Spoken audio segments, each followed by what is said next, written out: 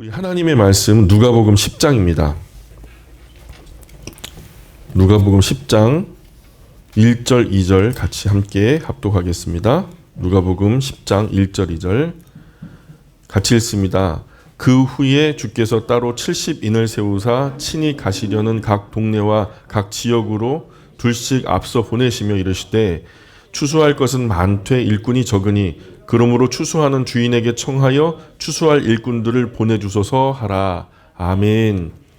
12사도가 파송됐던 것은 우리가 잘 알죠. 그리고 앞서 이제 보내는 파송하는 장면을 우리가 살펴봤기 때문에, 근데 오늘은 예수님께 70인의 제자도 있었다라는 것을 우리가 알게 된 누가복음에서만 기록하고 있기 때문에 70인의 제자가 있었구나라는 것을 우리가 알게 되었습니다.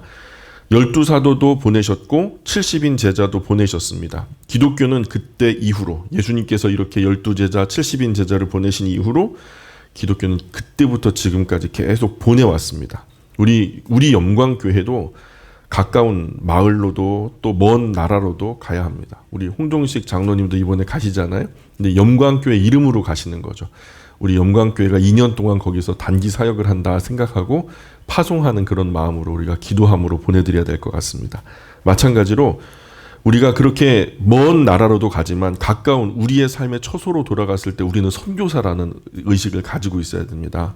그래서 예수님의 말씀은 내가 이를 위하여 왔노라 그렇게 말씀하셨습니다. 그러니 가야 하는 거죠. 여기서 모여서 계속 여기서 친목하고 즐거운 시간 누리라고 이 교회 예배당을 주신 것이 아니라 여기서 모여서 하나님의 말씀 충분히 나눠 먹었으면 그 나누어진 것 가지고 계속해서 현장으로 처소로 가야 된다라는 거죠. 예수님이 머리가 되시죠. 교회의 머리가 되시고 교회의 그 예수님의 몸 된 것이 교회가 되고 그 몸의 지체가 된 것이 바로 우리잖아요. 그래서 주님의 손과 발로 우리를 선택하셨어요. 우리는 하나의 유기적인 생명체로 모여야 하고 모였으면 예수님께로부터 받아든 복음을 가지고 삶의 현장으로 자꾸 흩어져 보내져야 된다라는 겁니다.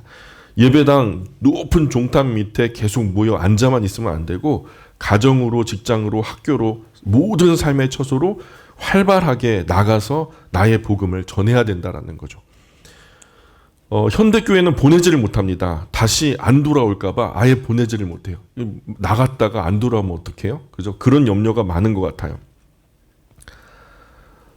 그래서 안 돌아오면 저는 그런 생각이 들어요. 민들레 홀씨가 멀리 떠나가잖아요. 근데 떨어져가지고 들판에 어딘가 떨어지면 거기에 또 민들레가 피어나오는 것처럼 또한 거기가 교회가 되겠지 하는 그런 마음이 있어요. 우리 교회만 고집할 것이 아니라 그 교회, 형제 교회된 다른 삶의 어떤 정황과 상황에 따라서 그가 파송을 받았는데 파송된 그 자리에서 뿌리가 내려지고 거기서 남은 평생을 헌신한다 해도 저는 그게 손해라고 보지 않습니다. 그게 하나님의 나라의 확장이 되겠죠. 교회 안에 갇히다 보니까 세상 좋던 관계도 흠이 보이고 티가 보여요. 처음에는 아름다운 거리로서 처음 보니까 낯선 환경에서 예수님 때문에 함께 살아가는 사람들이 만나니까 참 좋아 보이다가도 가까워지다 보면은 흠도 보이고 티도 보이고 반목이 시작되고 갈등이 시작되고 교회가 상처를 받고 찢어지기도 되고 나눠지기도 합니다. 때때로 가족도 그렇게 어렵잖아요. 심지어는 한 몸으로 묶어주신 부부도 생판남이었던 사람이 예수님 때문에 모였다가 결혼 때문에 이제 만나서 하나가 됐다라고 하지만은 어려움이 있잖아요. 교회 안에서도 사실 그런 일들이 없을 수는 없어요. 예수님 때문에 모였다가 은혜 가운데 막 뜨거워졌다가 근데 감동도 식어져요. 은혜의 분위기가 잦아들고 이제 은혜를 정작 살아내야 하는 삶의 현장으로 돌아왔을 때 그런 내가 살아가야 할 시간이 찾아오면은 부담이 되고 어려워지는 거죠. 그런데 이런 믿음의 권태기 또는 신앙생활의 매너리즘을 극복할 수 있는 길이 있어요. 계속 복음을 들고 현장에 나가면 극복이 돼요. 현장은 우리를 확실하게 구분 지어줘요. 세상에 속한 사람과 하나님에게 속한 사람, 하나님에게 아군인지 하나님에게 적군인지를 피하 식별할 수 있는 능력이 어디서 나오냐? 현장에서 나온다는 거예요. 예배당에 계속 모여 있으면은 누가 적인지 아군인지 헷갈려 버려요. 갇혀 있으면 그래요. 적과 맞닥뜨리는 그 삶의 현장에서 고군분투하다 보면 교회 가고 싶어요. 형제들 지체들 만나고 싶고 신앙의 가족들이 보고 싶고 그렇게 하나님을 마음껏 예배하고 싶고 찬송하고 싶어지는 거죠. 바울 당시 처음 교회가 빠른 시간 안에 복음이 확산된 이유는 예배당이 없었기 때문이에요. 많은 성경학자들이 동일하게 입을 모아서 말하는 거예요. 예배당이 없었기 때문에 교회는 훨씬 더 멀리까지 더 많이 퍼져나갈 수 있었어요. 예배당이 있었다면 그 많은 사람들이 모일 수도 없었죠. 한꺼번에 3,000명, 5,000명이 몰려드는데요. 모일 공간도 없고 어떻게 할 수도 없으니까 퍼져나가게 된 거예요. 예배당이 지어지면서 여러 병행시설이 만들어지고 성전 문화, 이른바 템플 컬처라는 것이 그때부터 생겨나기 시작한 거예요. 건물이 안착이 되니까 그 건물을 중심으로 뭔가 건강한 거룩한 영향력이 펼쳐져 나간다는 건 참 좋지만 그 때문에 그 안에서 안정감을 찾고 분위기 좋게 모이기만 힘쓰고 그러면서 아기자기 끼리끼리 그렇게 되니까요. 흩어보낼 생각, 보냄받을 생각은 전혀 하지 않는 현대의 성도가 예배당 안에 갇히게 된 현상이 벌어지더라는 거예요. 그리고 그것을 세상 사람들이 바라볼 때는 자기들만 생각하는, 결국 예배당 배불리는 이런 어떤 자기들만의 천국을 이루는 그런 모습으로 옹졸하게 비춰지더라는 거죠. 믿는 사람들끼리 모여서 차 마시고 간식 내어 먹으면 무슨 의미가 있겠어요? 교제도 좋지만 전도와 선교를 목적으로 한다면 우리의 삶의 반경에 아직 예수님을 알지 못하고 하나님을 오해하고 있고 교회에 대해서 바른 인식이 부족한 사람과 제대로 선한 이웃의 교제를 통해서 그들을 주님께로 인도해내야 맞지 않을까요? 그리고 우리가 경건하다, 우리가 거룩하다라는 것이 어디서 증명이 돼요? 거룩한 사람들끼리 모여 있으면 그 증명될 수가 없어요. 거룩하지 않은 곳에 가야 우리가 거룩한 영향력을 가졌다는 것을 알게 되거든요. 하나님께서 지혜 주시면 좋은 아이디어로 교제의 범위를 넓혀야 돼요. 한꺼번에 확 넓히면은 내가 도리어 세상의 역으로 영향력을 받거든요. 악한 영향력, 세상 가운데 있어야 하지만 세상이 내 안에 들어오면 안 되는 것처럼 배가 바다 가운데 있어야 되지만 배 안에 바다가 들어오면 안 되잖아요. 그죠? 그렇게 한 사람, 두 사람 내가 품을 수 있을 만큼 꾸준히 영향을 줄 수 있을 만큼 교제의 영역을 조금씩 넓혀 가셔야 되는 거죠. 그 교제의 영역만큼 거룩한 영향력이 퍼져나가게 되는 거고요. 중요한 것은 듣든지 아니 듣든지 우리에게는 전하는 의무가 있다는 거예요. 이미 배울 것은 다 배웠어요. 지금 이대로 세상으로 파송돼도 하나 부족함 없어요. 여러분 교회 하나하나 다 개척하실 수 있는 분들이에요. 충분히 그런 역량이 있어요. 모자란 것은 정기 예배와 성경 강좌를 통해서 보충 교육 하시면 돼요. 오셔서 주일에 한 번 오셔서 그렇게 보충 교육 하시면 돼요. 2021년에 나만의 독립된 복음 사역지를 개척하시길 바래요. 가정 가운데 또는 가문 가운데 아직 예수님을 알지 못하는 사람이 있다면 거기에 여기를 교회라 이렇게 선포하시고 그 가정 가운데 가정 교회를 개척하시길 바래요. 내가 예배 드리는 동안에 내 딸이든 아들이든 어머니든 아버지든 친척이든 사돈이든 팔촌이든 와가지고 함께 예배 드리게 되면 그 개척교회 멤버들 되는 거 아니겠어요? 혼자가 어려우면 뜻이 맞는 두세 사람이 함께 모여서 기도함으로 시작하기를 바랍니다. 교회를 나가라, 교회를 빨리 떠나가라 이런 말이 아닙니다. 교회를 중심으로 삶의 반경에서 작게라도 시작하라는 거예요. 그래서 우리 교회는 다른 모임이 현저하게 줄었어요. 성도 나름의 거룩한 영향력이 펼쳐지기를 간절히 바랐던 성경의 가르침과 저의 목회 철학을 반영한 결과로 교회에서 굵직한 공식적인 모임은 딱 3개예요. 주일 낮 예배, 오후 성경 강좌, 수요 특강 이거 3개 외에는 다른 거 없어요. 예수님은 70인 제자를 파송하시면서 한탄하십니다. 추수할 것은 너무 많은데 일꾼이 너무 적다. 성도는 많은데 제자는 적고 제자는 덜어 있지만 제자 중에서 나를 보내소서 하는 사람은 또 적어요. 교회는 예배당 안에 갇힌 공동체가 아닙니다. 예배당은 함께 모여 예배를 드리는 공간일 뿐이고 우리의 기도와 봉사, 전도와 선교가 실제적으로 임하는 자리는 여기가 아니라 저기라는 거예요. 오늘 본문의 말씀으로 돌아와서 1절, 2절 보니까 그 후에 주께서 따로 70인을 세우사 친히 가시려는 각 동네와 각 지역으로 둘씩 앞서 보내시며 이르시되 추수할 것은 많되 일꾼이 적으니 그러므로 추수하는 주인에게 청하여 추수할 일꾼들을 보내주소서 하라. 아멘. 이미 곡식은 희어져 추수할 것이 많아요. 여기서 더 지나면 곡식이 나달이 떨어져 버려요. 땅에 떨어져서 손실을 봐요. 그러니 추수할 일꾼이 너무 적어요. 교회를 다니면서 낭만을 생각하는 분들이 많아요. 교회를 다니면서 친목회를 생각하는 분들이 많아요. 어떻게 우리끼리 재밌게 보낼 수 있을까? 세상에 그냥 그렇게 친목회 정도로 교회 안에서의 아버지회, 어머니들 그 정도로 생각하는 분들이 많아요. 천만의 말씀이요. 그게 아니에요. 놀 생각, 즐길 생각, 지적 허영, 영적 허영 참 많아요. 놀기도 놀되 많이 놀았으면 이제 일하셔야 돼요. 주님은 일꾼을 부르시죠. 놀 친구를 부르시지 않으세요. 사람 선원 모아놓고 전하기 어렵다면 저를 부르면 돼요. 직장에서 그런 뜻맞는 분들이 모였다면 요청하시라고요. 개척하기까지 제가 충분히 도와드릴게요. 3년, 5년 도와드리면 되잖아요. 그렇게 창세기부터 계시록까지 한 번만 굴러가면 스스로 하실 수 있을 거예요. 제가 헌신할게요. 제가 도움을 드릴 수 있어요. 그래서 새로운 신자가 처음 교회로 인도되면 먼저 온 교회는 아주 따뜻하게 밝은 환영을 아낌없이 부어주어야 돼요. 어린 영혼이거든요. 이제 영적으로는 갓 탄생한 어린 아기와도 같은 거. 이것이 정말 중요한 사역이에요. 먼저는 충분한 사랑을 부어주어야 돼요. 교회 문 열고 처음으로 들어온 새신자. 너무 미숙한 영혼이에요. 작은 것에 상처받을 수 있고요. 사랑을 받아야 줄 수도 있는 거죠. 이 새신자 사역을 감당할 헌신자도 우리 영광교회에 꼭 필요해요. 여기에 헌신자가 꼭 필요해요.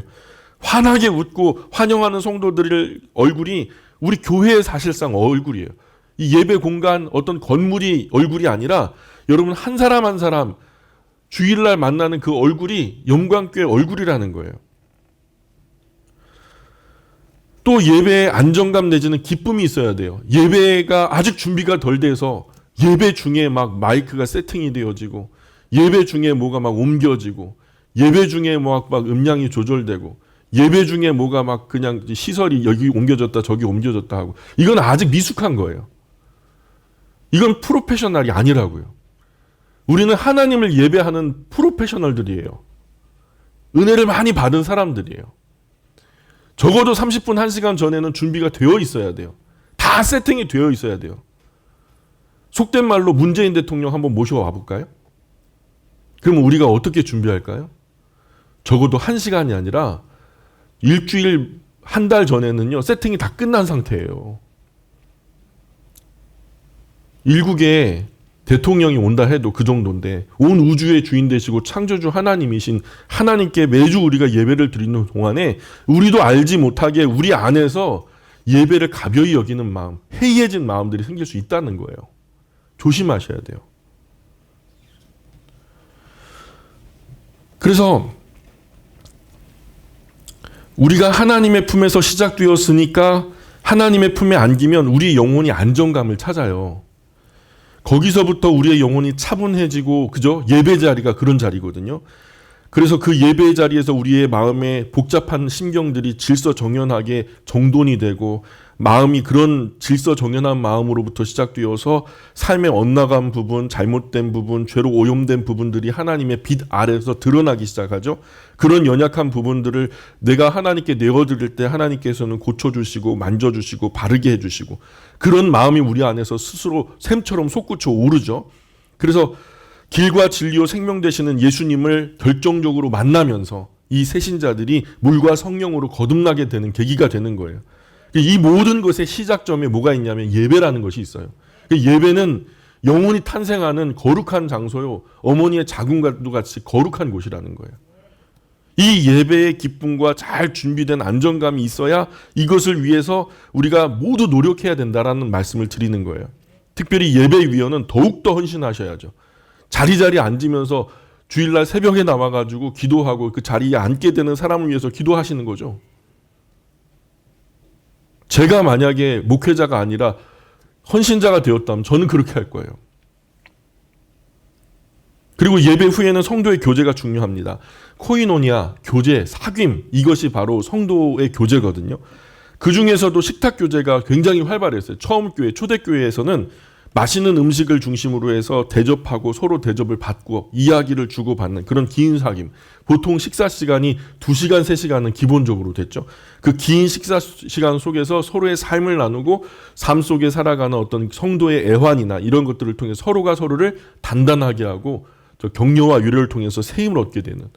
그래서 몇몇 사람만 주머니 열고 헌신, 봉사, 충성하면 안 돼요. 그러면 지쳐요. 작더라도 서로서로 손대접하기를 힘써서 누구도 원망 없이 해야 되는 것이 주님의 일이라고 성경은 우리에게 가르쳐주고 있거든요. 그래야 하나님께서 그 교제를 통해서 영광 받으신다는 거죠. 자, 첫 번째는 우리가 적극적으로 환영해야 돼요. 그저 내가 숫기가 없어요. 소극적인 사람이고 내성적인 성격이에요. 그래도 상관없어요. 우리가 마땅히 해야 할 바는 해야 되는 거죠. 첫 번째, 적극적인 환영이 있어야 되고, 두 번째는 예배의 안정감과 기쁨이 있어야 된다는 거. 세 번째는 성도의 교제가 있어야 된다는 거 말씀드렸죠. 그리고 이 세 가지가 잘 되어도 네 번째, 성경의 교육이 제대로 이루어지지 않으면은 장기적으로 건강한 그리스도인으로서 서는 것은 참 어려워요. 반드시 성경 교육이 이루어져야 돼요. 그리고 반드시 한 교회를 중심으로 교회 안에 어느 한 곳에서 내가 뿌리를 내리고 봉사를 하셔야 돼요. 여기가 나의 남은 평생의 내 자리다. 내가 남은 평생에 여기에서 열매를, 그 뿌리를 내리고 열매를 얻겠다라고 하는 그런 마음으로 거기에 내가 헌신해야 거기에 관심이 가고 마음이 담겨지는 거예요. 그래 아름답게 견고하게 가꾸어 보려는 열정과 생각이 드는 거죠. 밑도 끝도 없이 다른 사람들 집에 방문했는데 그 집 막 가꾸고 싶어요? 거기 막 청소하고 쓸고 닦고 깨끗하게? 근데 어느 청년이 평생 동안에 열심히 돈 벌어가지고 조그만 단칸방 하나 마련했다고 생각해봐요. 그럼 등기상으로도 내 것이고 여기는 완전히 내 것이 되었다라고 할 때 그 청년이 그 방을 꾸미는 마음은 어떨까요? 누구라도 아무리 조그만한 별 보잘것없는 작은 방이라도 거기에 커튼도 새로 갈고 청소도 깨끗하게 하고 이것저것 아기자기하게 꾸미고 싶은 마음이 들어가지 않겠어요? 그게 마음이라니까요. 어떻게 그 마음이 처음으로 들어가요? 내 것이라고 여길 때. 헌신은 그런 거예요. 주님의 몸된 교회의 한 부분을 내 것으로 여길 때. 이 자리는 내 자리다라고 내 것으로 끌어안을 때 그때부터 거기를 가꾸고 싶고 정말 제대로 해보고 싶은 그런 마음이 담겨지는 그 시작점이 바로 진짜 헌신에서 시작된다는 말이죠. 그렇게 하려고 하면 하나님은 지혜를 주시고 힘을 주셔요. 하나님은 그리스도인에게 반드시 은사를 주셔요. 그 일을 하고자 하는 자에게 그 힘을 주시는 거죠. 그 은사는 하나님의 일을 위해서 주어지는 거예요. 자신의 은사는 어떤 것인지를 성경을 공부하면서 파악하고 남은 평생 헌신할 수 있는 좋은 헌신의 자리를 찾는 것이 신앙생활에서 정말 중요한 일이에요. 일하지 않으면 성장을 못해요. 일하는 것은 뼈대와 같아요. 더 크게 성장할 수 있는 기틀이 마련되는 거죠. 그런 의미에서 직분이 주어졌다라는 것은 하나님의 일을 시작할 수 있는 허락 내지는 자격을 갖추었다라는 것이고 누가 시키지 않아도 유기적으로 교회 공동체 안에서 부족한 점이 보이면 누구에게는 보이지만 누구에게는 보이지 않을 수 있거든요. 누구에게는 들리지만 누구에게는 들리지 않을 수 있거든요. 그런 경우에라면 보이는 내가 헌신자인 거예요. 들리는 내가 헌신자인 거예요. 그래서 남들이 눈치채지 못하고 알 수 없는 그 헌신의 자리에 내가 묵묵히 바쳐내는 거. 누가 시키지 않아도 그 공동체 안에서 한 생명을 나눠 가진 이 공동체 안에서 나의 일을 만드는 것은 정말 중요한 일이라는 거예요. 이렇게 5가지 요소가 아름답게 조화를 이룰 때 건강하고 행복한 신앙생활을 할 수 있다는 겁니다. 세상이 볼 때 그리스도인의 가정은 정말 행복해야 돼요. 행복한 코스프레를 하라는 게 아니에요. 저 가정이 예수님 안 믿는 가정이니까 우리가 저 가정이 볼 때는 항상 행복한 척 해야 돼. 애들아 웃어. 여보 당신도 웃어. 이렇게 할 게 아니라는 거예요. 진짜 행복하셔야 돼요. 영적으로 그리스도 예수님 안에서 정말 행복한 가정이 되시기를 주님으로 축복합니다. 그 늘 크고 작은 어려움 앞에서 예수 믿는 사람이 그래도 신의가 있더라. 의리가 있더라. 하는 것을 보여주셔야 돼요. 그런 삶이 선교가 되는 거죠. 다른 가정들, 세상의 많은 가정들은 이익에 따라 기회가 주어질 때마다 좋았다 싫었다를 반복하지만 저 그리스도인의 가정은 좀 다르다는 거죠. 의리가 있다는 거죠. 한결같다는 거죠. 그래서 보내주셔서 앞서 일꾼이 되셔야 됩니다. 자칫 선교지에 보내심을 받았는데 보내심을 받은 선교사들이요. 선교비 그냥 막 쓰면서 펀펀 놀고 그냥 저지르나 하고 이런 선교사 굉장히 많아요. 제가 볼 땐 필리핀 선교사들 90% 이상 그래요. 그냥 가사 도우미 두세 명씩 거느리고 차도 그냥 업무용 차 뭐 놀러 가는 차 따로따로 두고 이쪽에 있는 집 또 별장이 또 있고 그런 사람들이 대부분이에요. 그 중에 정말 진실한 선교사도 있다고 저는 믿어요. 자칫 선교시조에 보내심을 받았는데 그런 사람들 때문에 오히려 하나님의 선교의 길이 막히는, 하나님의 성업에 지장이 생기는 일들이 펼쳐질 수 있다는 거죠. 역으로 말하면 나라고 하는 사람 때문에 교회의 역량이 축소될 수도 있다라는 거예요. 일할 수 있는 일꾼이 되어야 보내심에 보람이 있는 거죠. 3절에 보니까 갈지어다 내가 너희를 보냄 같이 어린 양을 이리 가운데 보냄과 같도다. 아멘. 마태복음의 병행 구절에 보면은 마태복음 10장 16절에 똑같은 말씀을 하셨던 내용이 나오는데 거기에는 또 부연이 달려요. 보라 내가 너희를 보냄이 양을 이리 가운데로 보냄과 같도다. 그러므로 너희는 뱀같이 지혜롭고 비둘기같이 순결하라. 이렇게 말씀하세요. 그러니 우리가 마냥 가가지고 손해보고 멍청이처럼 당하기만 하라는 게 아니고 건강하고 거룩한 영향력을 미치는 데 있어서도 우리는 지혜가 필요해요. 지혜롭게 하셔야 돼요. 4절 같이 읽어볼까요? 시작. 전대나 배낭이나 신발을 가지지 말며 길에서 아무에게도 문안하지 말며. 아멘. 전대라고 하는 말은 헬라어로 발란티온이라고 하는데 돈주머니를 말해요. 돈주머니를 말하는데 요즘 말로 말하면 그게 뭐죠? 지갑? 아니면은 신용카드 뭐 이런 거. 배낭은 그냥 배낭이에요. 그죠? 가방. 신발은 그냥 신발이고. 그러니까 뭔가 대단한 장치를 준비하지 말라는 거예요.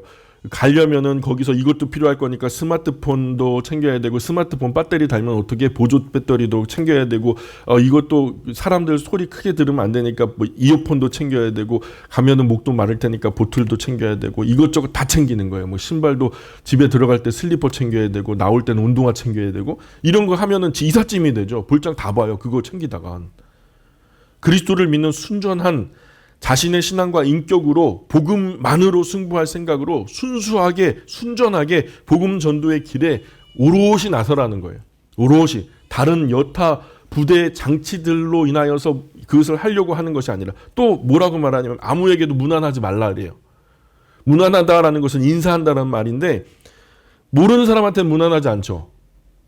생전 못 본 사람한테 어떻게 문안해요. 뭐 가끔 인사도 하지만 그건 문안이라 하지 않죠. 그냥 인사죠. 문안한다라는 것은 잘 지내고 계신가 이미 이제 친밀한 관계가 형성되어 있는 것을 전제로 하는 거거든요.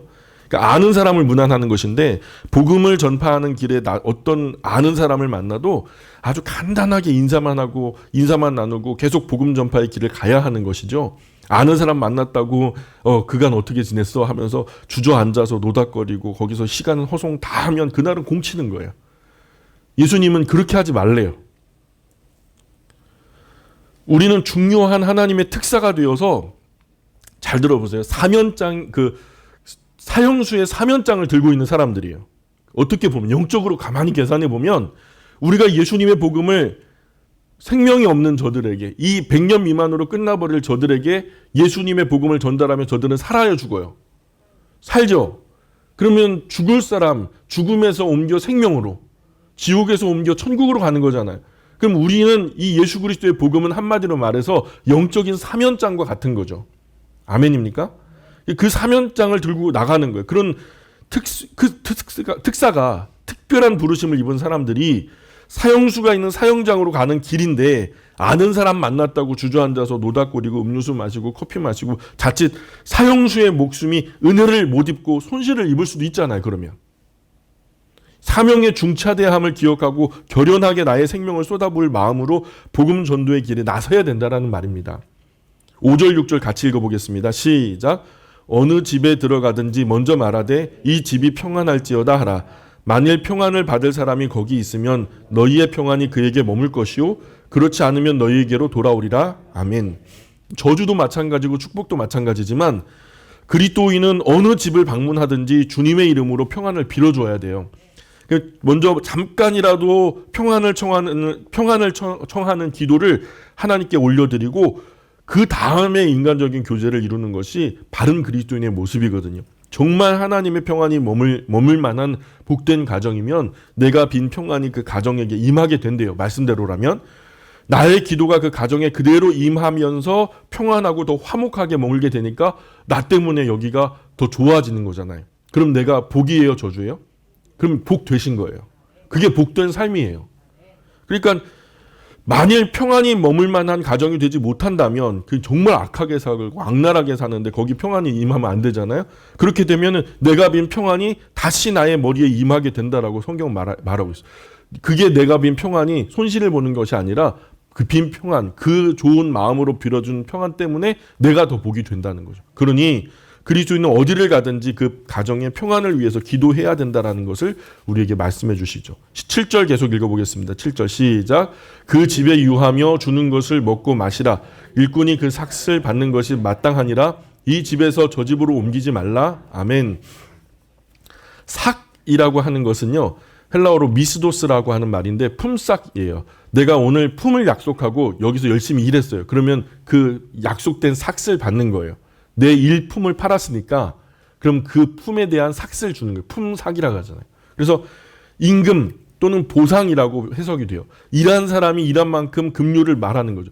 내가 이삿짐을 도와주러 갔어요. 그러면 거기서 이삿짐 하다가 점심때가 되면 뭘 줘요? 짜장면이라도 줘야죠. 우리 집이라면은 뭐 당연히 뭐 굶어서라도 해야 되겠지만 남의 집에 이삿짐 나르러 갔으면은 때가 되면요, 거기서 수고했으니까 거기서 식사를 제공하는 것이 당연한 거죠.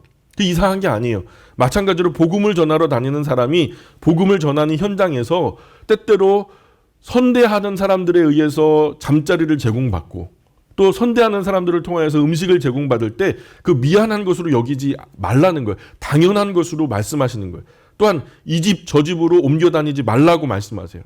먼저 앞서 들어간 집의 편의시설이 부족하고 조금 불편하다고 뭐 가까운 동네 아니면 근처에 있는 다른 집, 여기는 더 좋고 따뜻한 물도 나오고 음식도 좋아, 그래가지고 그쪽으로 옮기면요, 그 동네를 떠나올 때까지는 뭐 그 동네에 그렇잖아요. 그냥 위화감이 조성되고 별로 덕스럽지 못하잖아요. 그 장면이.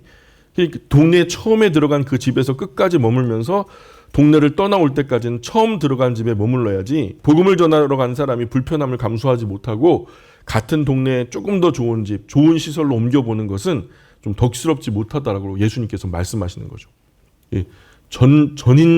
전인적인 어떤 전도 사역, 선교 사역을 하는 사람들의 지금 처음 교회 때는 이런 사람들이 많았거든요. 8절 9절 계속 읽어보겠습니다. 8절 9절 시작. 어느 동네에 들어가든지 너희를 영접하거든 너희 앞에 차려놓은 것을 먹고 거기 있는 병자들을 고치고 또 말하기를 하나님의 나라가 너희에게 가까이 왔다 하라. 아멘. 영접하면은 머물러요. 차려주면은 먹고 병자들은 고치고, 다만 그들에게 뭐를 선포하냐면 하나님의 나라가 너희에게 가까이 왔다라고 전하라는 거예요. 말 그대로 하나님의 나라가 너희에게 가까이 왔다라고 똑같이 외치기만 하라는, 기계적으로 외치기만 하라는 의미가 아니에요. 하나님의 나라가 너희에게 가까이 왔다라고 기계적으로 외치면 무슨 녹음기 틀어놓으면 되지. 그게 아니라 복음을 전하는 그들과 그들의 삶, 그리고 그들의 삶 가운데 머물고 있는 악한 영들을 향한 선포예요. 너의 소유권이 바뀌었다는 거예요. 주재권이 바뀌었다는 거예요. 너의 주권이 너에게서 또는 악한 영에게서 여호와 하나님의 것으로 바뀌었다라고 선포하는 거예요. 하나님의 나라의 선포예요. 왕이 전쟁에서 이겼어요. 그 땅이 이제 드디어는 하나님의 그 왕의 다른 그 지경이었는데, 다른 나라의 것이었는데 전쟁에서 그 성을 뺏어서 여기서는 이제 더 이상 그 나라의 것이 아니라 이 나라의 것이 된 거예요. 그럼 왕이 명을 내려서 거기서 선포합니다. 이 성과 이 땅, 여기에 흐르는 모든 물은 누구누구 임금의 것이다 라고 선포를 하는 것과 같이 전도인들은 그것을 하는 거예요. 그리스도인들은 오늘날 그것을 선포하는 사람들이에요. 하나님의 나라가 임하면 악한 영들이 도망쳐요. 여기는 하나님의 나라다라고 선포하면 악한 영들은 도망친다고요. 이 말씀은 이제 너희는 보따리 싸서 떠나라. 악한 영들아, 이 더러운 것들아 떠나라 하고 선포하는 거예요. 우리가 하나님의 나라를 선포하는 이유는 그 지역, 그 동네를 장악하고 있는 악한 영들에게 하나님께서 복음 전파자에게 허락하신 영적인 권세요, 권위로 선포하는 거예요. 즉 하나님의 선포가 되는 거죠. 그래서 우리가 즐겨가는 곳마다 이것을 선포하셔야 돼요. 여기에 하나님의 나라다 하면서. 하나님의 나라의 왕이신 하나님께서 대리자인 복음 전파자를 통해서 당신의 이름으로 선포하게 하신 거예요. 그런데 도망 안 가요? 그러면 그들은 큰일 나는 거예요. 10절 보세요. 10절, 11절, 12절 같이 읽어보겠습니다. 시작. 어느 동네에 들어가든지 너희를 영접하지 아니하거든 그 거리로 나와서 말하되 너희 동네에서 우리 발에 묻은 먼지도 너희에게 떨어버리노라. 그러나 하나님의 나라가 가까이 온 줄을 알라 하라. 내가 너희에게 말하노니 그날의 소돔이 그 동네보다 견디기 쉬우리라. 아멘. 앞서 예수님께서 파송하신 그 전도자들이 주로 어디로 갔냐면은 이 선교의 본거지였던 가버나움 중심으로 사방으로 퍼져나가서 그 주변 동네에 복음을 전파했거든요. 근데 그들은요 받아들이질 않았어요. 거절하는 동네도 있었다는 거예요. 복음 전파자를 영접하는 동네에서 행동 지침을 앞서서 말씀해 주셨다면 너희를 영접하면은 하면서 이렇게 영접하는 동네에 대한 행동 지침을 말씀해 주셨다면 이제는 영접하지 않는 동네에서의 행동 지침을 말씀해 주고 계세요. 만일 영접하지 않는다면 굳이 거기서 영접해 주기를 빌고 바라고 막 그러지 말고 발에 묻은 먼지를 털어버리면서 하나님의 나라가 가까이 온 줄이나 알아라. 똑같이 선포는 똑같아요. 하나님의 나라는 선포해야 돼요. 왜냐하면 나는 전령은 분명히 말했어요. 알지 못하고 당하면 그건 문제가 되죠. 전하는 자가 게을러서 전하지 못함으로 거기가 하나님의 땅인 거 몰랐어요. 하나님의 나라가 온 걸 몰랐어요. 하면은 뭐 그거는 문제가 되겠죠. 근데 전도자들이 가가지고 하나님의 나라가 가까이 온 줄이나 알아라 하고 어쨌든 선포를 했다면 그때는 심판은 그들의 것이에요. 대한민국 헌법에는 종교의 자유가 보장되어 있어요. 그죠? 그러니 강요할 수 없죠. 최선을 다해서 전해보고 안 되면 할 수 없는 거예요. 혹시 내가 지나간 후에 다른 사람을 통해서 일하실 수도 있어요. 적어도 한 사람이 복음을 듣고 예수님께로 돌아오기 위한 일반적으로 평균적으로 그리스도인과 접촉하는 횟수가 7회에서 10회 사이래요. 그래서 7회라고 치면 내가 처음 전하는 거면 앞으로 6명의 사람들이 더 전해야 되거든요. 그러니 그런 것에 우리가 욕심낼 것이 아니라 우리 마음에 안타까움이 있는 것은 사실이지만 자유의지를 가진 인격, 즉 사람에게는 더 이상 어떻게 할 수가 없는 일이에요. 하나님도 우리에게 강제하지 않으시는데 그러니 그날, 즉 심판의 날에 하나님의 심판에 맡겨드리면 그만인 거예요. 그런 것을 나의 전도를 거절했다고 영접하지 않았다고 그것 때문에 상처받고 심란해하고 스트레스 받고 그러면은 된다 안 된다? 안 된다는 거예요. 그럼 정신건강이 안 좋아요. 복음 전파자를 영접하지 않는 그런 개인이나 가정이나 공동체나 마을은 심판을 면하지 못한다라고 예수님은 분명하게 선포하고 계셔요. 왜? 사람들은 예수님을 안 믿겠다는 고백은 자연스럽게 악한 영이 되겠다는 그 악한 영의 편이 되겠다는 말과 같은 고백인 거예요. 나 하나님 편 안 할래. 그러면은 반대말로 어떤 말이 성립이 되냐면 나는 악한 영의 편 할래. 이 말이 성립이 되는 거예요. 복음의 삼지대는 없어요. 복음의 제3지대는 없어요. 이 편 아니면 저 편이에요. 저 편 아니면 이 편이죠. 천국 아니면 지옥이고 지옥 아니면 천국인 거예요. 하나님 편 아니면은 악한 마귀와 더러운 귀신들 편이고 악한 마귀와 더러운 귀신들 편 아니면은 하나님 편이 되는 거죠.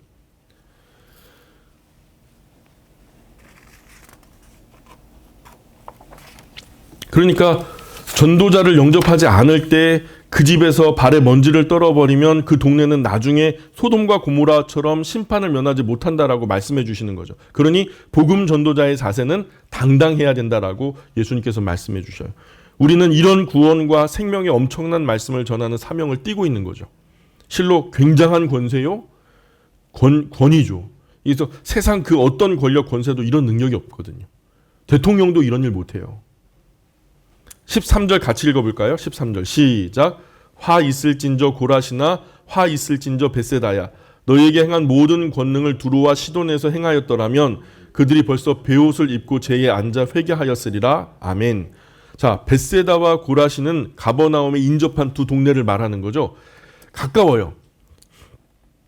예수님은 가버나움을 복음 전도를 위한 선교 센터로 삼으셨죠. 그리고 갈릴리 호수 주변의 마을에 활발하게 하나님의 나라의 복음을 전하신 거예요. 하나님의 나라가 임하였다, 가까이 임하였다라고 하면서 그런 주변 마을에 복음의 혜택을 많이 받은 동네들이 바로 가버나움 물론이고 고라신, 벳세다 이런 마을들이 예수님을 직접적으로 만나 뵙고 예수님의 직접적인 어떤 전도를 경험한 사람들이에요. 예수님의 직계 제자들에게 의해서 전도 활동을 받은 사람들이거든요. 근데 이런 동네들에 복음도 많이 전해졌고 이적도 치료도 많이 행하신 것이 맞는데 그러나 그들은 끝까지 회개를 하지 않은 거죠. 그래서 14절 볼까요? 심판 때에 두루와 시돈이 너희보다 견디기 쉬우리라. 가버나움아 네가 하늘에까지 높아지겠느냐? 음부에까지 낮아지리라. 너희 말을 듣는 자는 곧 내 말을 듣는 것이요 너희를 저버리는 자는 곧 나를 저버리는 것이요 나를 저버리는 자는 나 보내신 이를 저버리는 것이라 하시니라. 아멘. 그러니 지금 소돔과 고모라에 하나님께서 어떤 이적을 베푸셨는데요? 이적 베푸신 적 없어요. 뭐 병자를 치료하신 것도 아니고 다만 경고하셨죠. 그러나 듣지 않아서 거기는 멸망을 당했어요. 근데 그것을 지금 이 가버나움이나 벳세다 고라신에서 했던 이적과 기적들을 그 예수님과 그 제자들이 그 소돔과 고모라에 가서 했으면요, 그 소돔과 고모라는 이미 하나님의 도성이 됐을 거라는 거예요. 너무 많은 혜택을 받으면서도 자기는 몰라. 그게 은혜가 은혜인 줄 몰라요. 그게 심각한 거죠. 복음 전도자의 말을 듣는 것은 예수님의 말씀을 듣는 겁니다.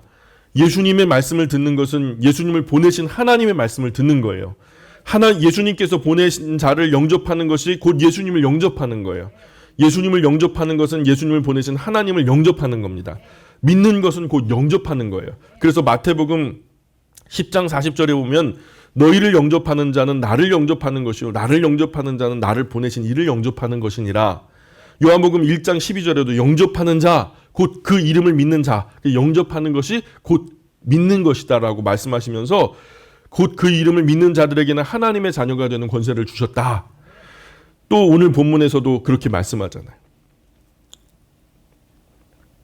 17절 계속 읽어볼까요? 17절 시작. 70인이 기뻐하며 돌아와 이르되 주여 주의 이름이면 귀신들도 우리에게 항복하더이다. 아멘. 70인 제자들이 며칠간의 전도를 마치고 돌아왔는데 잔뜩 얼굴이 상기된 표정으로 흥분 상태예요. 그래서 이유가 주님의 시키셨던 대로 주님의 이름으로 귀신을 쫓아내니까 항복하고 도망가더라는 거죠.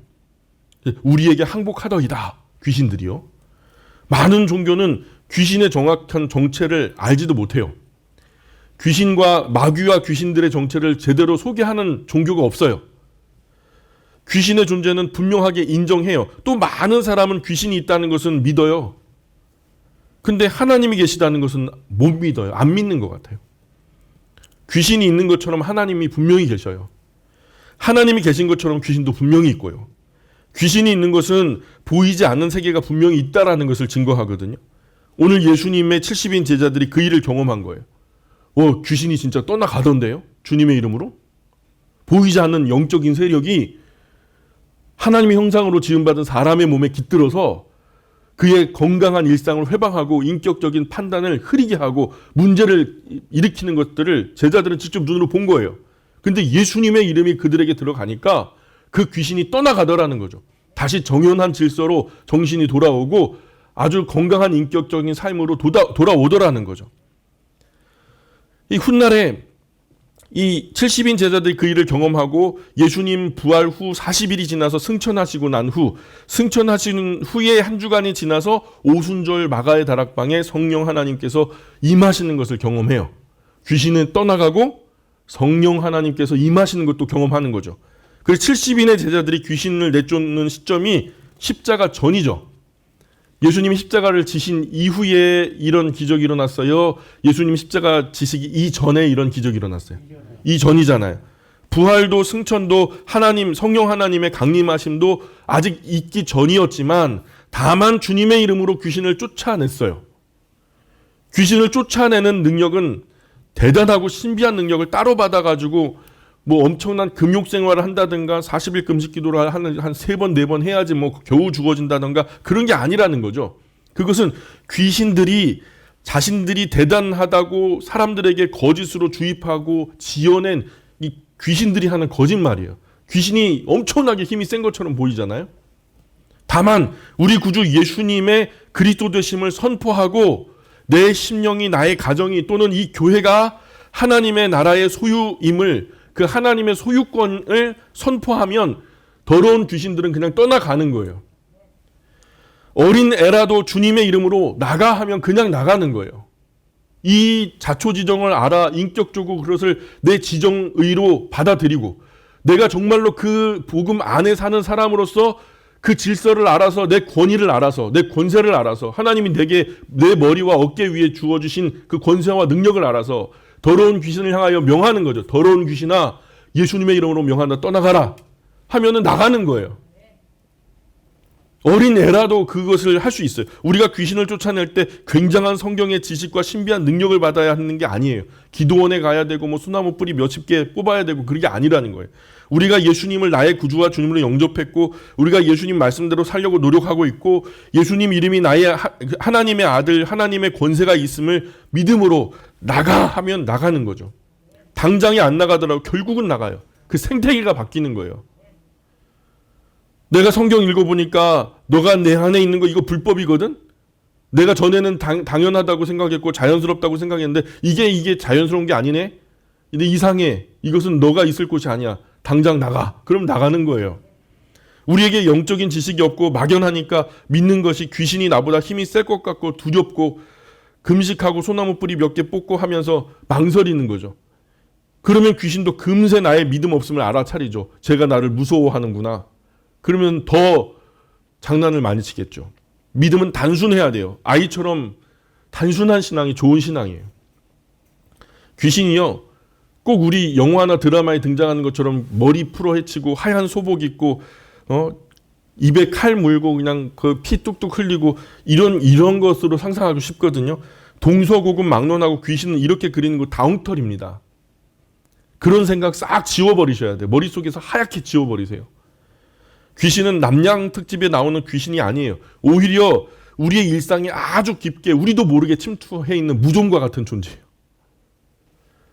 언젠가부터 우리 안에 붙어 사는데 우리가 그것이 당연하다고 여기는, 우리도 잘 알지 못하게 작고 미미한 일로부터 상관해요. 아주 회방하고 괴롭혀요. 분명한 것은 결론적으로 말씀드리면 귀신 얘기를 하는데요. 귀신 얘기를 해야 돼요. 성경에는 세 가지 이야기밖에 없다 그랬죠. 첫 번째는 하나님 이야기, 두 번째는 사람 이야기, 세 번째는 귀신 이야기밖에 없어요. 마귀 이야기, 그죠? 그러니까 귀신 이야기 해야 돼요. 귀신의 역할의 분명적인 결론적으로 말씀드리면은 하나님을 대적한다는 게 그 이름이에요. 귀신은 하나님을 대적합니다. 마귀와 그 수하의 귀신들은 하나님을 대적해요. 하나님과 교회와 목회자와 성도를 도와준 것도 없으면서 그냥 미워하게 하고 존재적으로 미워요. 그래서 대적해요. 자기가 그렇게 미워하는 것 같아도 절대 아니에요. 일상적인 사람들이 아무 교회가 피해 준 것도 없고 아무런 어떤 어려움 준 것도 없는데 그냥 존재적으로 교회를 미워하고 교회의 어떤 영향력 자체를 갖다 거절하고 그런 사람들이 있어요. 그 안에 역사하는 악한 영이 도발해서 그렇게 하는 것을 자기가 처음부터 미워서 그러는 줄로 착각하는 사람들이 많다고요. 본인이 미워하고 대적하는 것 같아도 사실은 본인이 아니거든요. 하나님도 성경도 모르는데 하나님을 미워한다? 그 사람이 막 성경을 갖다가 수십 번 읽고 그냥 하나님에 대한 정체성을 분명히 인식했는데 그런 인격적인 하나님을 만나고도 나 하나님 마음에 안 들어, 하나님 싫어, 그러면은 뭐 할 말 없는 거죠. 근데 하나님을 알지도 못하면서 성경을 읽어본 적도 없으면서 하나님을 미워한다, 대적한다? 그것은 나의 인격의 판단이 아니죠. 내 인격적인 판단과 결정이 아니죠. 인격적인 판단은 알 수 없는 악한 영에 도둑질 당한 거예요. 인격적인 판단은 내 맑고 밝은 정신에 하나부터 열까지 따져보고 생각해서 결정하는 거예요. 그렇게 그 다음에 미워할 것은 미워하고 좋아할 것은 좋아하면 인격적인 판단이라 하죠. 근데 하나님을 미워한다, 대적한다 할 때 아무 어떤 근거도 의미도 없이 그냥 미워하고 대적해요. 그러나 아직까지 그런 분, 하나님을 열심히 공부했는데 하나님은 그냥 미워할 수밖에 없는 존재다 해가지고 미워하는 사람은 한 사람도 만나본 적이 없어요. 혹여 그런 사람이 있을 수도 있겠죠.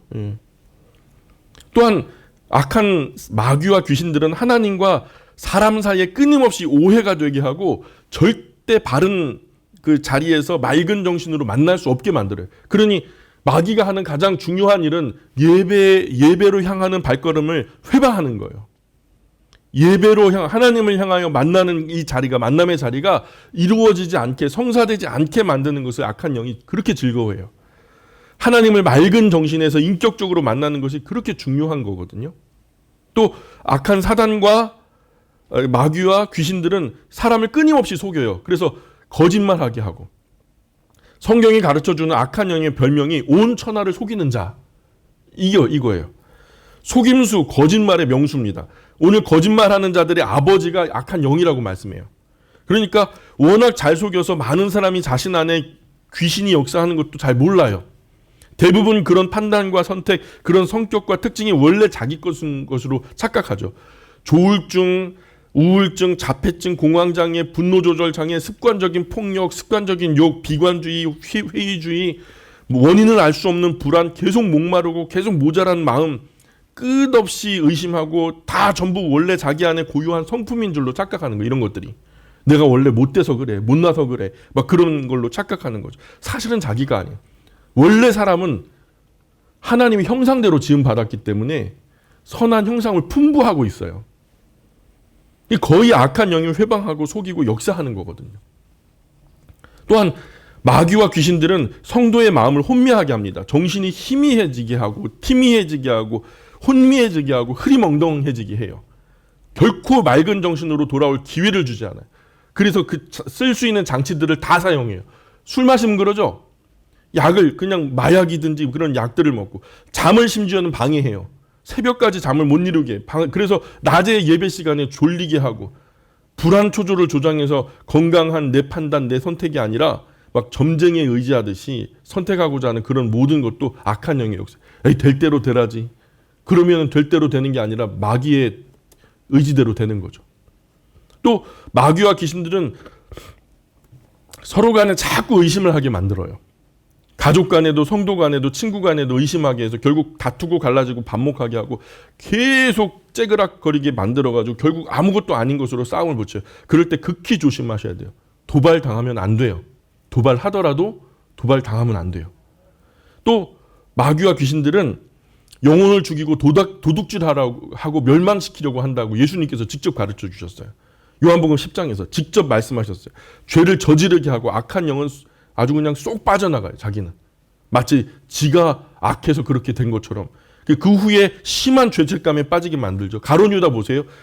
그 가룟 유다의 마음속에 악한 마귀가 깃든 것을 예수님께서 아시고 여러 번 경고하셨죠. 그래서 스승을 팔게 하고 판 다음에는 자기는 쏙 빠지고 심한 죄책감에 그가 어떻게 해요? 자살하게 만드는 거죠. 이것이 다 마귀와 그 수하의 귀신들이 조장하는 거예요. 또 욕심과 탐심을 조장합니다. 욕심이 끝이 없어요. 그런 감정은 마귀가 주는 거예요. 적당한데 만족이 있어야 되는데 적당하지 않아요.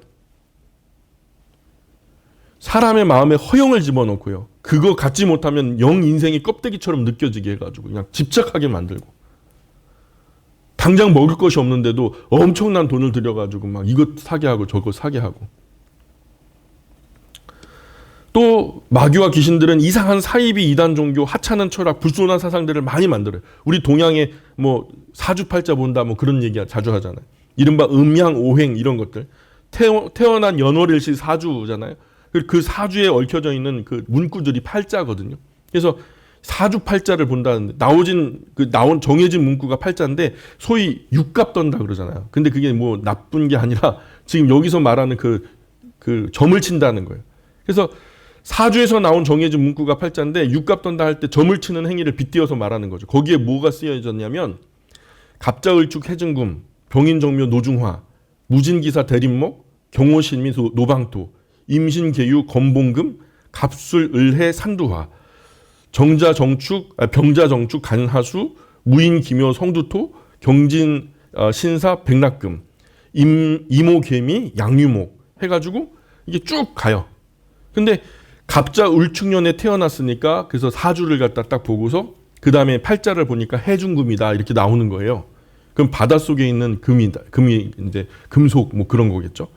그럼 바닷속에 그리고서는 팔자를 봐주는데 금과 금은 안 맞는다. 쇠붙이는 안 된다 하면서 피하라고 그러고 그런 여자를 데리고 그런 남자를 들여갖고 이 궁합을 보잖아요. 그러면 헤어지라 그래요. 그래서 이 갑자 을축 해중금 이 말을 누가 만들었어요? 몰라요. 우리 아이들 이렇게 동서남북 하는 거 있잖아요. 그거 거기다가 자기들이 임의로 막 쓰죠. 나는 대통령, 너는 의사 막 하면서 쓰잖아요. 그 의미가 있어요? 아이들이 그냥 재미로 쓴 거잖아요. 그 재미로 그때 당시 중국에서 썼던 거예요.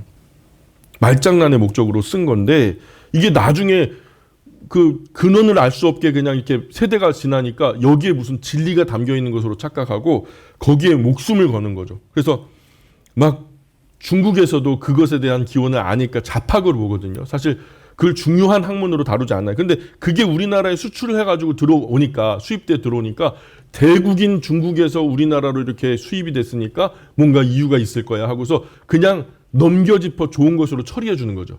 우리도 옛날에는 미제 일제 하면 최고인 줄 알았잖아요. 덮어놓고 좋아했잖아요. 그런 것처럼 중국제 하면 그때 요즘에는 좀 허접한 말이지만 그때는 굉장히 대단한 제품이었거든요. 중국에서 이 학문이 왔다는 거야 하면서 뭔가 진리가 그 안에 있을 것처럼 이 말장난이죠, 한마디로.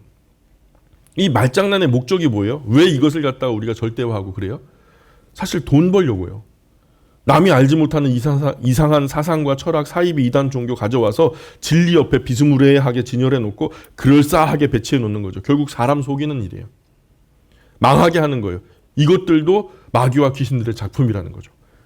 저등마귀는 개인을 병들게 하고 개인을 곤란하게 하고 개인에게 어려움을 주고 하지만 고등마귀는요 더 좀 높은 차원의 장난을 해요. 이런 철학이나 사상을 그르치면 많은 사람들이 엄한 길로 빠지거든요.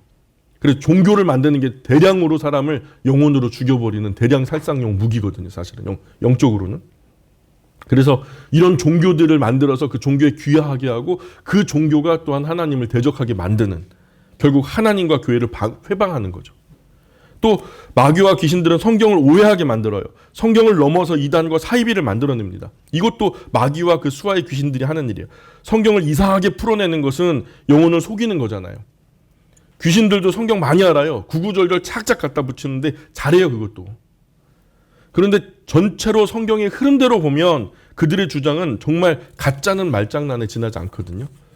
그래서 정상적으로 뿌려진 건강한 말씀도 빼앗아가 버려요. 하나님의 말씀을 듣는데 그 진리가 마음과 삶에 남지 않고 자꾸 날아가 버리면 마귀와 귀신을 대적하시기 바래요.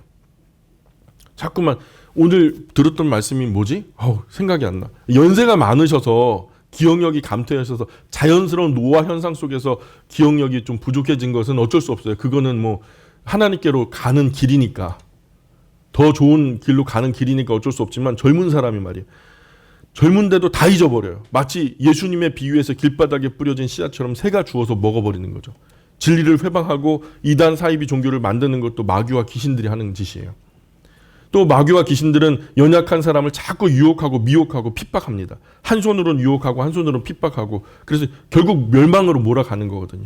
결코 생명이 되는 진리를 붙들지 못하게 흔들어 버려요. 또 교회에 파벌을 만들어서 싸우게 해요. 마귀가 성실하게 신방해가지고 가가 호호 계속 방문하죠. 그래서 갈등을 조장해요. 치열하게 싸우게 하고 정리되나 싶으면 새로운 싸움의 멤버가 일어나가지고 또 싸우고 또 싸움 붙이고 거듭 되어지면서 교회는 깊은 상처를 받고 더 이상 회복될 수 없게 돼서 교회는 산산이 부서지기까지 누추하게 만들어버리는 거죠. 또한 끝없는 신화와 미신을 만들어서 사람을 교묘하게 속입니다. 별의별 미신, 별의별 신화, 그리스 로마 신화, 바벨론 신화, 이집트 신화, 중국 신화, 우리나라 단군 신화, 온갖 세계 신화를 만들어서 성경과 뒤범벅을 만들어요.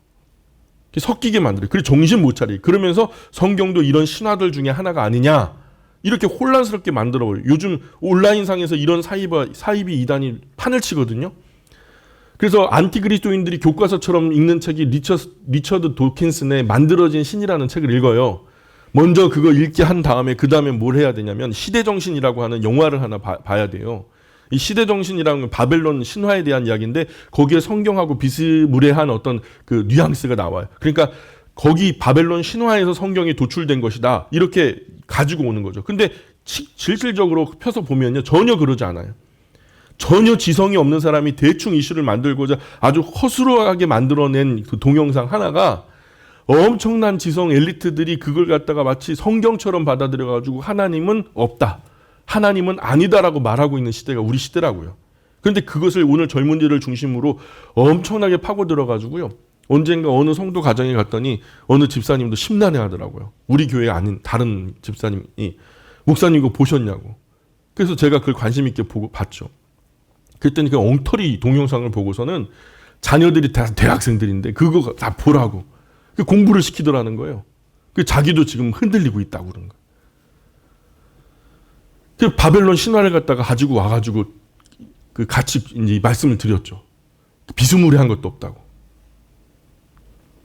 그런 것을 오늘 젊은이들이 지금 열심히 읽고 듣고 또 공부하고 있어요. 또 마귀와 귀신들은 온갖 더럽고 음란한 문화를 만들어내요. 마귀는 막 하얀 소복에 머리 풀어헤치고 칼 물고 피 뚝뚝 흘리면서 오는 게 아니라 아주 더럽고 음란한 문화를 입고 와요. 영화나 다큐멘터리 또 연극, 소설 등등 이런 시대 문화를 입고 와요. 그래서 사람의 마음에 막 귀신을 침입시키기도 하죠. 그래서 육체와 정신을 병들게 하고 그러면서 끊임없이 하나님의 형상대로 지음받은 사람에게 절을 받으려고 해요. 마귀는 이것을 정말 좋아해요. 심지어 예수님에게까지 자기에게 절을 하라는 거예요. 예수님께까지, 하나님의 아들이신 예수님께까지 절을 받고 싶어요. 그런 흐름을 조장해서 조상 제사는 미풍양속이다 치부하고 엎드려 절하라는 거죠. 조상이 아니라 귀신에게 엎드려 절하는 건지도 모르고 그렇게 많은 이 한국의 백성들이 귀신을 숭배하고 있는 거죠. 또 사람이 하나님을 믿지 못하게 만들어요. 온갖 신비한 역사를 일으켜서 성도를 속이게 하고 두렵게 하고 불안하게 해요. 소름 끼치게 해요. 자기 역량을 넘어서는 공포를 경험하면 사람들이 자기를 내려놓거든요. 아이들이 이런 것에 심약한 아이들이요. 그러면 미치기도 해요. 귀신 들리는 거예요.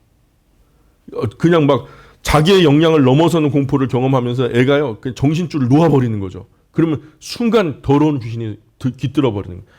이런 공포 영화 재밌다고 아이들에게 보여주면서 깔깔대고 웃는 어른들 보면요. 진짜 저는 위험하다고 느껴요.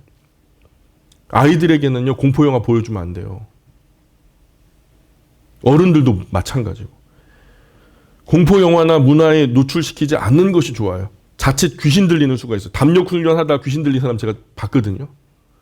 이분이 워낙 그냥 겁이 많은데 장난친다고 다 떠나가고 그 청년 혼자 남은 거예요. 나왔는데 눈빛이 이상해. 침 질질 흘리면서 나와요. 아주 정갈한 자매가 들어갔다가 침 질질 흘린 자매가 돼가지고 나와요. 극히 조심해야 돼요. 이 정신적으로 무슨 상처가 있어서 이런 거 아니에요. 악한 귀신과 더러운 영들이 하는 거예요. 그리고 각종 중독을 조장합니다. 술을 정신을 잃을 만큼 지나치게 먹고 습관적으로 마시게 해요. 일상이 불가능할 정도로 몸이 망가질 정도로 마셔요. 이성이 없어지고 필름이 끊길 때까지 마시죠. 아주 그냥 귀신이 드나들기 좋아하는 마음 밭을 만드는 거죠. 담배를 끊지 못하게 폐기능이 완전히 망가져 버릴 때까지 내려놓지 못하고. 사실 따지고 보면은 원자폭탄에 죽은 사람보다 담뱃불에 죽는 사람들이 훨씬 더 많아요. 매해 미국에서 36만 명 이상이 담뱃불로만 죽어요. 그러니 물에 빠져 죽는 사람보다 술잔에 빠져 죽는 사람이 100배나 많대요. 같은 의미로 마약 중독, 성 중독, 취미 중독, 일 중독 등등 하나님 외의 모든 다른 중독들은 다 자신을 잃어버리기에 쉽게 만들어버리는 거예요. 그 중독에 빠진 순간 악한 영들이 깃들일 수 있는 거죠. 하나님은 중독돼도 돼요. 하나님은 중독돼도 되는데 다른 어떤 것에는 중독되지 말자고요. 지나치게 공부하다가 제가 아는 분이 가까운 지인인데 가까운 친척이에요. 그분이 아이비리그에서 공부했어요. 정말 똑똑해. 천재 소리 들었어요. 에콰도르에서 큰 사업도 하셨던 그 분의 아드님이었는데 너무 공부를 하다가 공부에 심히 중독된 나머지 귀신이 들렸어요. 초등학생도 아니고 뭐 5살 미만의 정서를 가지고 살다가 비참하게 돌아가셨어요. 이렇게 망하게 하는 것이 귀신들이 하는 짓이에요. 영적으로 정말 위험한 거예요. 지나친 건 안 되는 거죠. 하나님을 향해서는 지나쳐도 되는데 다른 어떤 것에서는 지나치면 안 되는 거죠. 이 외에도 뭐 너무나 많은 그 귀신들의 일화가 있어요. 근데 대략 정리를 하니까 막 100가지는 훨씬 넘고 한 120, 30가지 막 정리하다가 제가 지쳐가지고 그냥 그걸 갖다 다 조려가지고 썼는데 다 설명을 못 드리고 오늘 끝나네요. 어쨌든 2020년 마지막 이야기가 귀신 이야기라 좀 그런데 어쨌든 이것이 우리에게는 굉장히 중요해요. 이 연말연시 특히 귀신 조심하셔야 돼요. 예, 마귀와 귀신들의 이 도발을 조심하시고 무엇보다도 질서 있고 정연한 그리스도인으로서의 건강하고 경건한 삶을 잘 지키셔서 세상 그 누구보다도 검소하게 경건하게 이 연말연시 누구 다 들뜨잖아요. 누구나 대접받고 싶어하고 이런 어떤 현황한 분위기에서 마음의 중심을 평안하게 잘 잡고 하나님의 말씀으로 잘 무장하셔서 하나님 은혜 아래서 마무리하시고 하나님의 은혜 아래서 새해를 시작하는 복된 저와 여러분이 되었으면 좋겠습니다. 기도하겠습니다.